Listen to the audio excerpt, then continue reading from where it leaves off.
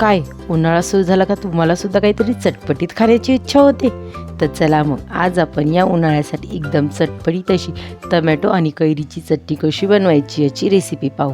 नमस्कार, तुमच्या आमच्या फ्लेवर स्टुडिओ यूट्यूब चॅनलमध्ये मी तुम्हा सर्वांचे स्वागत करते. या उन्हाळ्यासाठी एकदम चटपटीत अशी टमॅटो आणि कैरीची चटणी बनवण्यासाठी इथे मी एकदम लाल असे 6 टमॅटो घेतले आहेत. आता आपण हे टमॅटो एकदम स्वच्छ धुवून मग कट करून घेणार आहोत. टमॅटो कट करताना सर्वप्रथम आपण टमॅटोचे पुढचे टोक कट करून घेणार आहोत. त्यानंतर आता आपण या टमॅटोचे 2 भाग करून घेऊ. आता अशाच प्रकारे आपण संपूर्ण टमॅटो कट करून घेणार आहोत.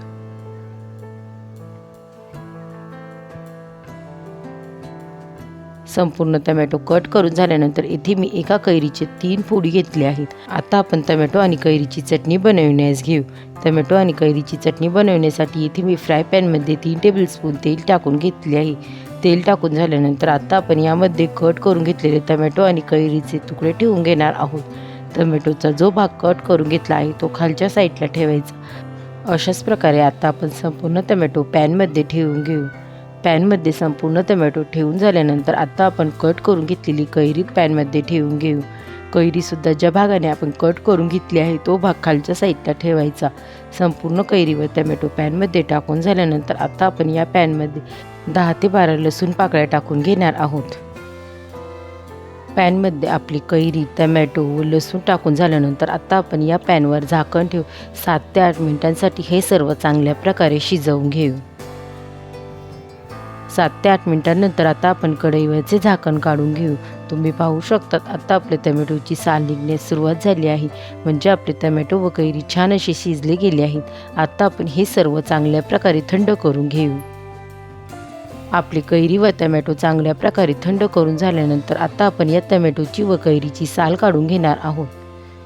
याआधीसुद्धा मी कैरीच्या वेगवेगळ्या प्रकारच्या रेसिपी तुमच्यासोबत शेअर केल्या आहेत. त्यांची लिंक मी डिस्क्रिप्शन बॉक्समध्ये दिली आहे, तुम्ही जाऊन चेक करू शकता.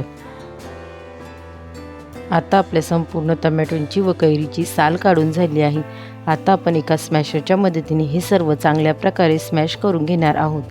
तुम्हाला हवं असेल तर तुम्ही हे सर्व मिक्सरमध्ये सुद्धा दळून घेऊ शकतात किंवा तुम्ही चॉपरमध्ये सुद्धा चॉप करून घेऊ शकतात.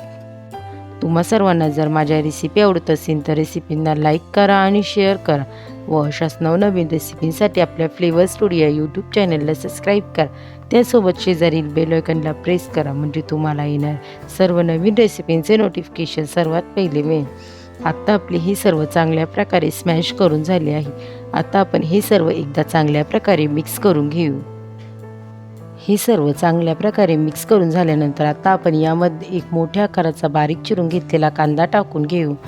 त्याचसोबत 2 बारीक चिरून घेतलेल्या हिरव्या मिरच्या, चवीपुरते मीठ, 1 टीस्पून हळद, 1 टेबलस्पून काश्मीरी लाल मिरची पावडर, त्याचसोबत भरपूर सारी बारीक चिरून घेतलेली कोथिंबीर टाकून घेऊ.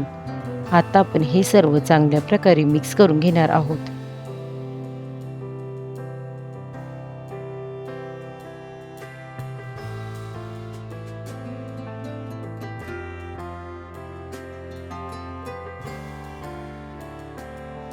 आता आपले हे सर्व चांगल्या प्रकारे मिक्स करून झाले आहे. आता आपली टमॅटो व कैरीची चटणी बनवून तयार आहे. ही चटणी तुम्ही पराठ्यांसोबत किंवा गरमागरम फुलके किंवा पोळ्यांसोबत सुद्धा नक्की ट्राय करून पहा. रेसिपी कशी वाटली मला कमेंट करून नक्की सांगा. रेसिपी आवडली असेल तर रेसिपीला लाईक करा, शेअर करा व चॅनलला सबस्क्राईब करा.